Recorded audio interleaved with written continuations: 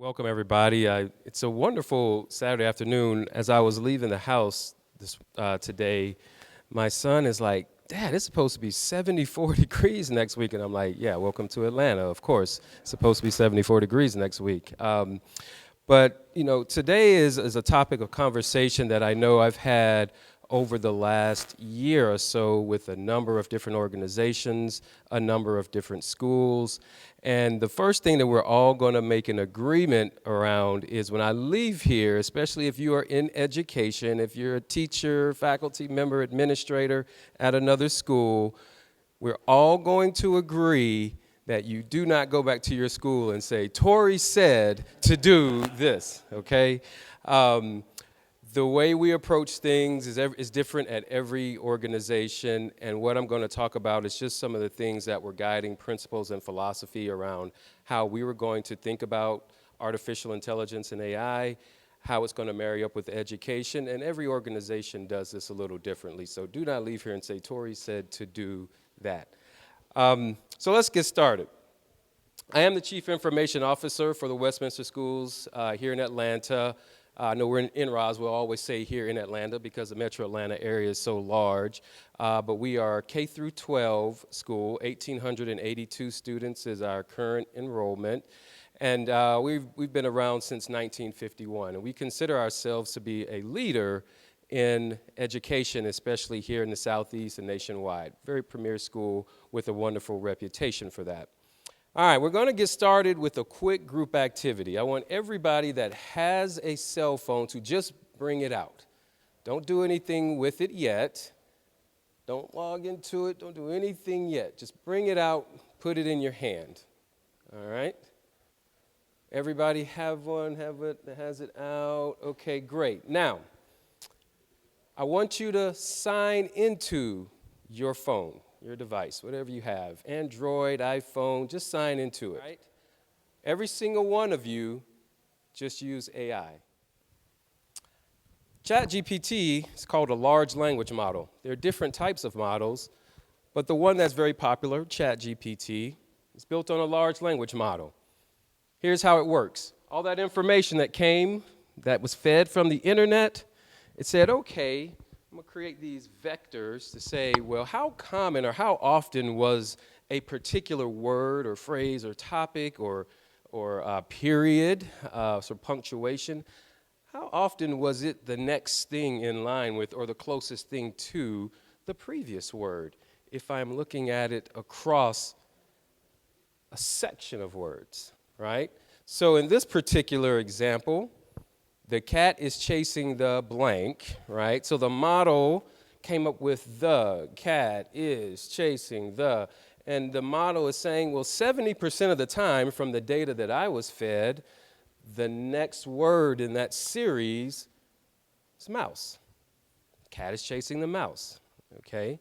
But that's not always the case, right? Cat could be chasing a squirrel. I think the cat is usually running from the dog, but, could be chasing the dog. But that's a great example of, hey, it doesn't have to be accurate information. It doesn't validate that information. It's just what it was fed, right? True or not true? All right, the boy, the house. Okay, so 70% of the time, based on some mathematical computation and vectors that are going on in the background, it says I would finish that phrase with mouse, right? And Microsoft has its own data set of searches from its Bing platform, right? Google has its own set of information from its Google search and its advertising partners and all those. So it's just the data set that they are pre-training them with is the major difference. But there's another component, and gosh, I wish I thought about putting this slide in here, but I didn't because presentations can go long. But one of the things, and I touched on it a little bit earlier, is also about bias. These products and these tools are trained models, so you can train them in whatever way that you want if you are also programming them and providing them data. And so I am sure Microsoft is training their model to respond in different ways that Google's will versus OpenAI's versus whomever. We just don't know what they're doing. There was a wonderful Gosh, I was at an event 3 or 4 months ago, and we used different models to talk a little bit about bias in AI. And I'll give you an example of one because I wanted to pose this question. I'm very, very big in females in technology careers. I'm really supportive of that. And so we asked one model to give us an example of a technology leader for an organization. And this was a text-to-image based tool, right? Trying out some imagery stuff. And every one of the images that came up was a male. No female technology leaders, right? And so you inherent bias based on the information that is being fed. And so we know that these tools have bias built into them because there's humans that they're pulling the data from.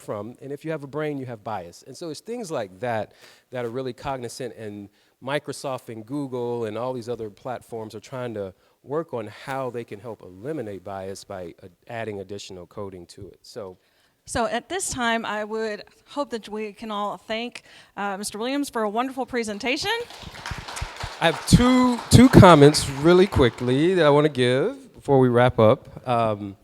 Just one, I always do this every time I go out and present anywhere. This is my team, missing one person, but I always like to shout out my team. They are amazing. They allow me to do the things that I'm able to do for the organization because they are so great.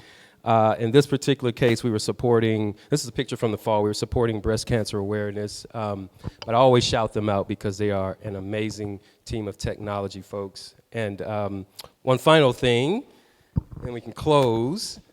If you're not planning on it, come here for Bite on March the 14th. So just in a few weeks, 6:30 to 10, right here. I think it's going to be over in the room over there. But come and support the Computer Museum of America. It's a great organization doing great things. Really, really, we enjoy coming here a couple of times every year. I bring students here, just to take into the museum and learn about some of the history of technology. But make sure you're supporting great organizations like this as well. Thank you so much.